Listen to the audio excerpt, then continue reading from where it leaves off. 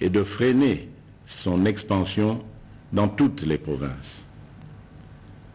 Grâce à ces efforts, nous sommes parvenus à réduire la mortalité très élevée au début de l'épidémie de 11% à 2,4% actuellement, avec un nombre de plus en plus croissant de guéris. Davantage, nous notons une tendance à la baisse du nombre de nouveaux cas au cours de ce mois de juillet.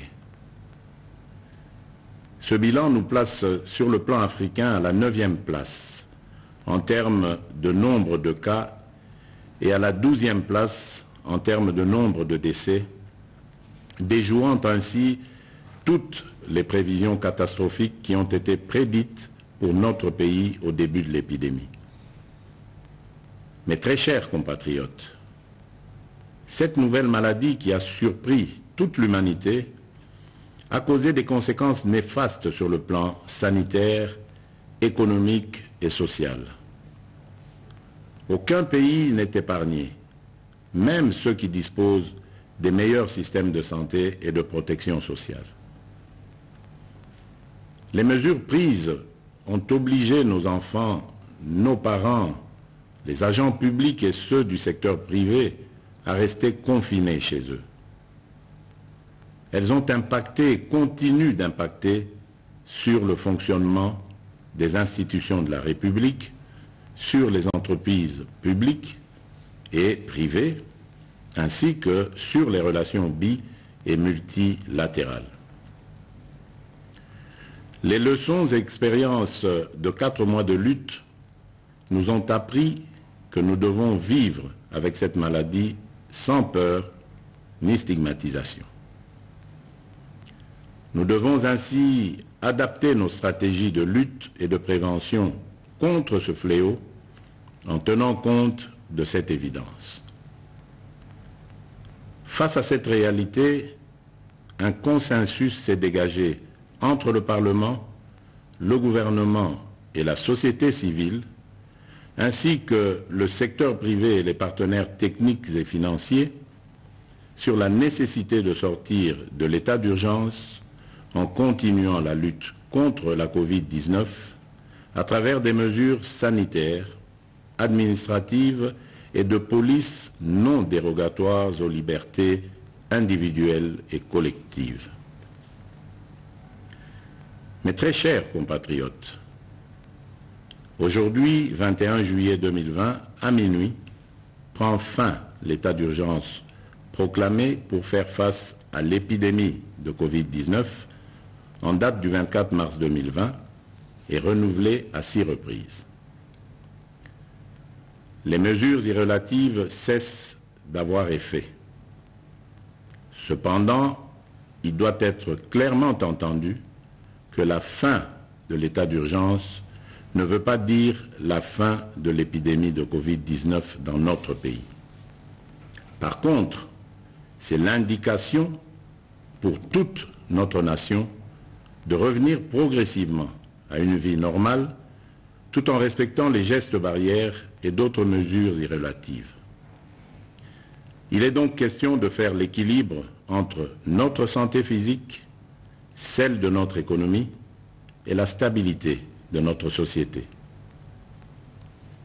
La fin de l'état d'urgence implique le retour progressif à la vie normale en respectant un certain nombre de préalables par rapport aux mesures sanitaires qui seront de stricte observation et à la reprise des activités en fonction des secteurs concernés et suivant les dispositifs mis en place par les autorités compétentes.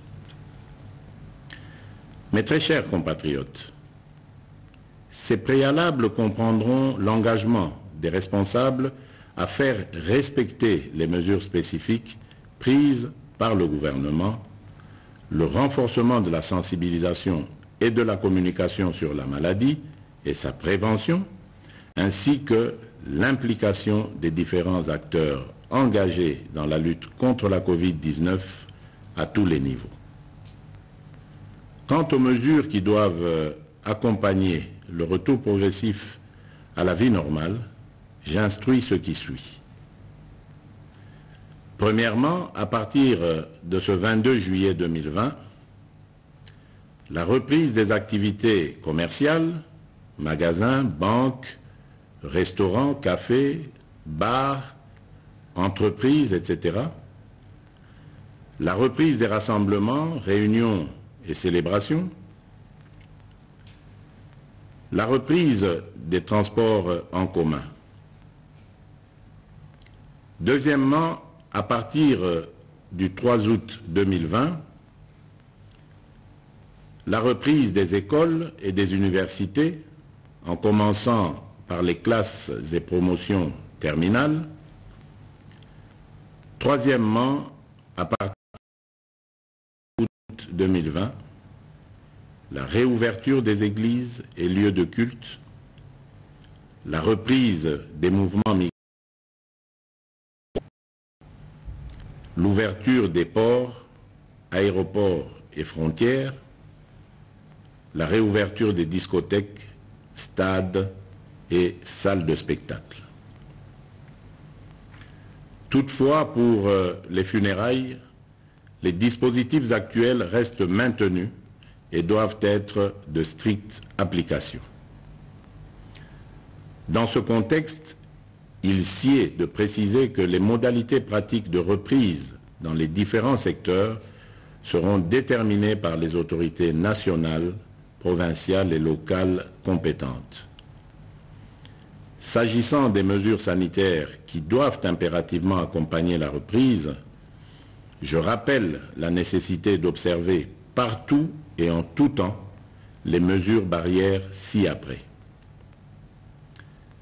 La mise en place des dispositions de contrôle à chaque entrée impliquant la prise de température, le lavage des mains et ou l'application des gels hydroalcooliques, le port correct et obligatoire des masques dans les lieux publics, le respect de la distanciation physique, le contrôle et le suivi de l'état de santé du personnel public et privé, ainsi que la décontamination et la désinfection régulière des lieux d'activité. J'instruis le gouvernement de la République et tous les services habilités de prendre des dispositions nécessaires y afférentes. Aussi, je réaffirme mon engagement à la mise en œuvre du programme multisectoriel d'urgence et d'atténuation des impacts de la Covid-19 en République démocratique du Congo que j'ai lancé le 18 juin 2020. Ce programme, qui est toujours en cours de mise en œuvre par le gouvernement, s'articule autour des 3 axes ci-après. 1. Riposte, surveillance et renforcement du système de santé. 2. Soutien à la stabilité économique et relance de la macroéconomie. 3. Atténuation des risques et soutien aux populations. À cet effet, j'ai instruit ma task force, le comité multisectoriel, le secrétariat technique, le ministre de la Santé et le ministre du Plan, ainsi que l'ensemble du gouvernement, de demeurer en alerte et de redoubler d'efforts en charge de cette épidémie. Mes très chers compatriotes, je vous invite au respect strict des mesures barrières ci-dessus décrites et aux adaptations qui vous et les services compétents afin de prévenir toute nouvelle flambée des cas qui risquent de compromettre nos efforts collectifs de contrôle de cette épidémie. J'encourage aussi dans les différents domaines à poursuivre leurs efforts dans la recherche des solutions innovantes locales pour contribuer à endiguer cette crise. J'exprime toute ma reconnaissance et tous mes encouragements aux équipes de riposte contre la Covid-19 qui, dans des conditions difficiles, continuent de faire preuve